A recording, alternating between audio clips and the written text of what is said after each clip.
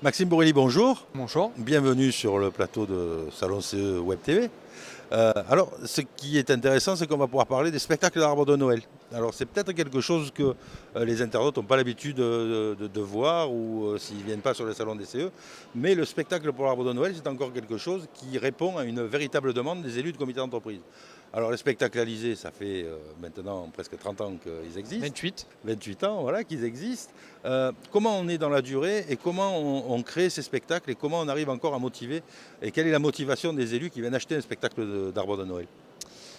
La motivation première des élus qui viennent acheter un spectacle de Noël, c'est essentiellement que l'arbre de Noël est l'événement qui regroupe le plus de salariés dans l'année. En fait, ça fait partie d'un des événements les plus, le plus convivial.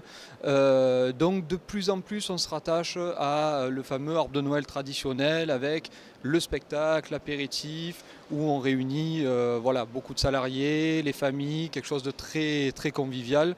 C'est ça essentiellement. Le spectacle d'arbre de Noël, c'est pas que pour les enfants finalement.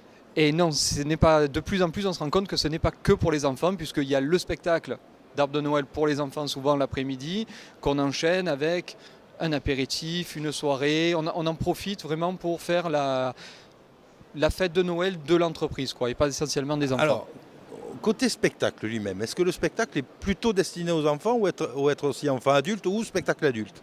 Au niveau de la création de nos spectacles, on essaye quand même de faire un spectacle familial, bien que ça soit à la base pour quand même des enfants. Ce sont des spectacles pour enfants, mais c'est toujours pareil, ce qu'on dit, c'est qu'il faut éviter que les parents s'ennuient aussi en même temps.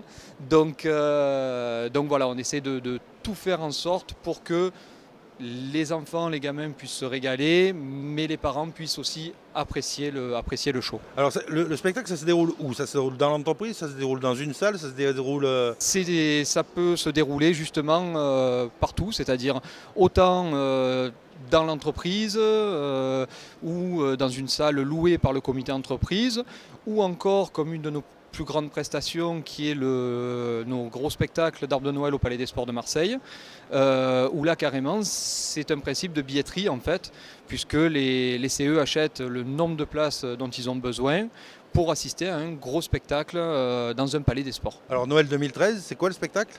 Il était une fois. Il était une fois. Une comédie musicale reprenant plein de héros des contes enfantins, Peter Pan, Fée Clochette, Chaperon Rouge, Pinocchio et bien d'autres. Avec quelques petites spécificités sur tout un final en lumière, lumineux, plein de costumes lumineux, dignes des grandes parades des plus grands parcs qu'on connaît tous. Alors combien de représentations? Alors les représentations, tout dépend des années. On joue entre 14, 15, 16 représentations. Et ça représente combien de spectateurs? Là aussi, on est en moyenne à 70 000 spectateurs. Certaines années on est plus sur les 60, d'autres on a pu monter nos records jusqu'à plus de 80 000. C'est plus que Johnny Hallyday au Stade Vélodrome.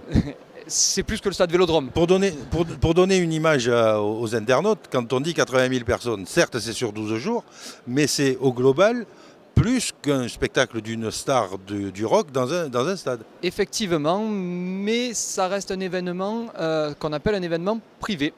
Donc on ne fait aucune communication dessus, c'est pour ça que, à part les CE, on n'en parle pas souvent de nos productions au Palais des Sports, mais c'est un événement privé réservé uniquement aux collectivités, avec un fonctionnement pour les collectivités et des tarifs aussi pour les collectivités, puisqu'on n'est pas du tout sur les tarifs publics. Oui, mais ce qui donne quand même une idée pour les internautes, qu'un spectacle où on voit des affiches, on peut rassembler 30, 40, 50 000 personnes, mais qu'on peut le faire aussi dans des événements privés avec des professionnels qui organisent des spectacles destinés très ciblés.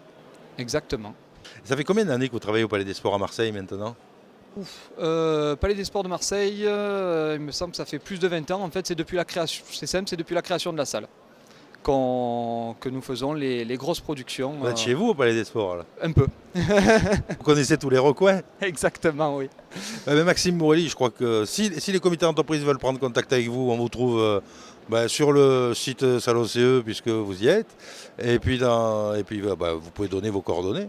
Après sur internet, www.spectacle-alizé.com ou bien après par téléphone ou quoi. Exactement, sur notre site internet vous trouvez toutes nos prestations, des vidéos, tout ce qu'on peut faire.